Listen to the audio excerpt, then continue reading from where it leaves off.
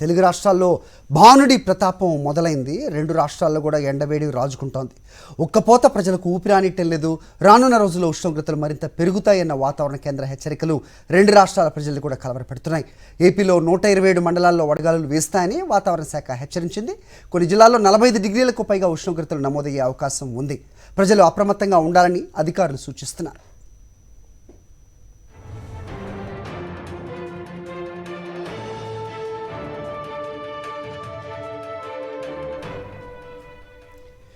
తెలంగాణలో ఎండలు తీవ్ర ప్రతాపం చూపిస్తున్నాయి. భానుడి ప్రతాపానికి జనం విలవిల్లాడుతున్నారు. ఎండవేడి వడగాల్పులకు ప్రాణాలు కోల్పోయే పరిస్థితులు ఏర్పడ్డాయి. ఇప్పటికే ఉమ్మడి వరంగల్ జిల్లాలో వడదెబ్బకు 2 ప్రాణాలు కోల్పోయారు.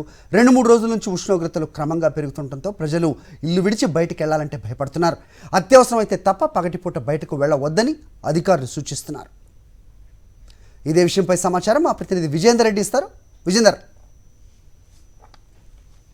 భానుడి ప్రతాపానికి జనం విలవిల్లాడుతున్నారు. రోజు రోజుకు ఉష్ణోగ్రతలు పెరగడంతో ప్రజలు భయాందోళన చెందుతున్నారు. ఉమ్మడి వరంగల్ జిల్లా వ్యాప్తంగా గడిచిన 2 రోజులుగా ఉష్ణోగ్రతలు విపరీతంగా పెరుగుతున్నాయి. 40 నుంచి 43 డిగ్రీల ఉష్ణోగ్రతలు నమోదుతున్నాయి.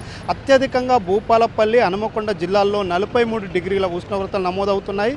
ప్రజలు బయటికి వెళ్ళాలంటే భయపడుతున్నారు. ఉదయం 9 అయిందంటేనే భానుడి ప్రతాపంతో ప్రజలు భయాందోళన చెందే పరిస్థితులు కనిపిస్తున్నాయి. మధ్యాహ్నం పూట రోడ్లన్నీ కూడా నిర్మానుషంగా మారే పరిస్థితులు కనిపిస్తున్నాయి. గడిచిన వారం రోజుల క్రితము సాధారణం కంటే తక్కువ ఉష్ణోగ్రతలు నమోదు కాగా గడిచిన 2-3 రోజులుగా ఉష్ణోగ్రతలు విపరీతంగా పెరగడం జరిగింది. ఎందుకంటే మునుపెన్నడు లేని విధంగా మండే వేసవిలో ఉష్ణోగ్రతలు తక్కువగా ఉండి ఈ వేసవి చివరి దశలో ఉష్ణోగ్రతలు పెరుగుతుండడంతో ప్రజలు కొంత భయాందోళన చెందుతున్నారు. ఇప్పటికే వడదెబ్బతోటి ఉమ్మడి వరంగల్ జిల్లాలో 2 ప్రాణాలు కోల్పోవడం జరిగింది. అటు సింగరేణిలో ఎండ వేడి తీవ్రత వల్ల సింగరేణిలో కార్మికుల హాజరు శాతం కూడా గణనీయంగా తగ్గి బొగ్గు ఉత్పత్తి మీద ప్రభావం చూపే పరిస్థితులు కనిపిస్తున్నాయి. ఉమ్మడి వరంగల్ జిల్లా వ్యాప్తంగా మునుపెన్నడు లేని విధంగా ఈసారి వాతావరణంలో మార్పులు కనిపించడంతో కొంత ప్రజలు భయాందోళన చెందే పరిస్థితులు కనిపిస్తున్నాయి.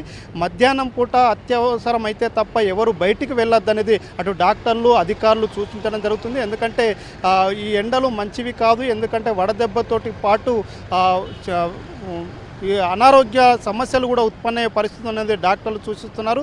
అత్యవసరమైతే బయటికి వెళ్ళేవారు విధిగా క్యాప్ కానీ గొడుగు కానీ ధరించాలి.